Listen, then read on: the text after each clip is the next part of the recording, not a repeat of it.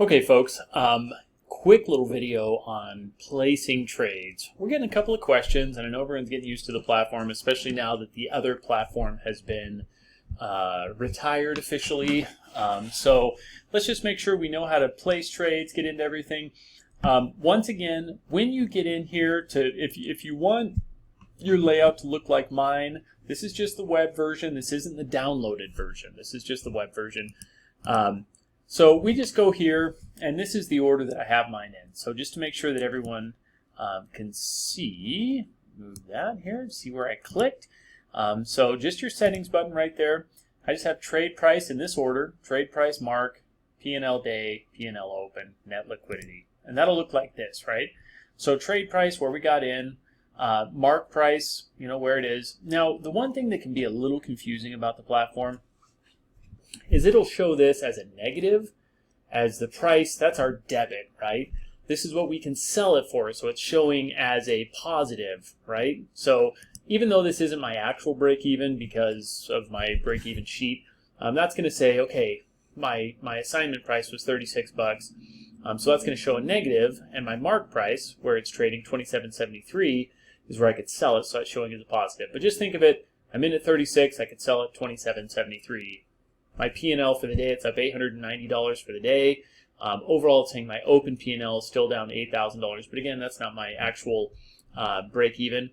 And then net liquidity, this is tying up $27,715 of my balance to hold that position open.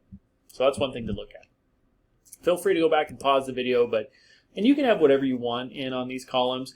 You just drag them, drag them back and forth, but I have them in that order. Trade price, mark, P&L, that stuff. Okay, let's talk about making a trade. So positions, this top button over here is going to show us where our positions are.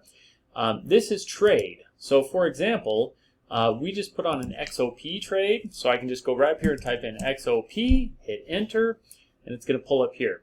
Now, these are, it's a little bit different than what we're used to seeing, but, our expirations, right? We've got our W's for weeklies, 3 days, 10 days, these are all our expirations. So we just put the XOP trade on for May 17th. So you can click right there, or you can, click on the side, whatever you want, right? So we go to May, and then we bought this call. So I'm scrolling down to 118. So I can just go right over there and click on buy, right? And just like before, you can right click, remove leg, click on that, that'll give you a sell. And sometimes you can switch these back and forth, and sometimes you can't. Honestly, I don't know why it works sometimes and why it doesn't work sometimes. But anyway, so I can go over there and do all that. So I can say, okay, there's my, I want to buy the 118 call, and it's going to show up down here, and everything's the same. Remember, we can move our strike prices, wherever you want to go, but we want to be at 118.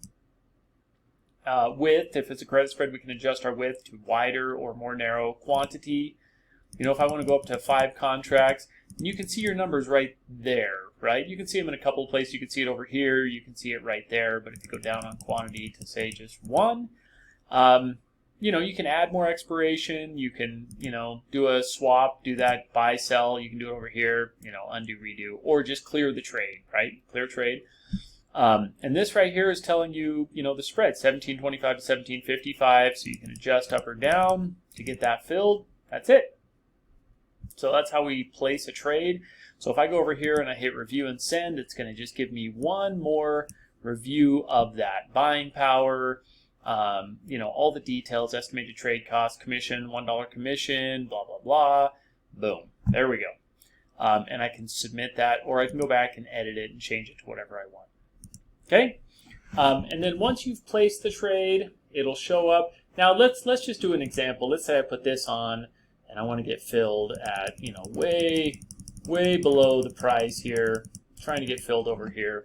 I can hit review and send, submit, and that's going to show up as working. And I can go over here to positions, and I'll see XOP working, right? So so that's right there.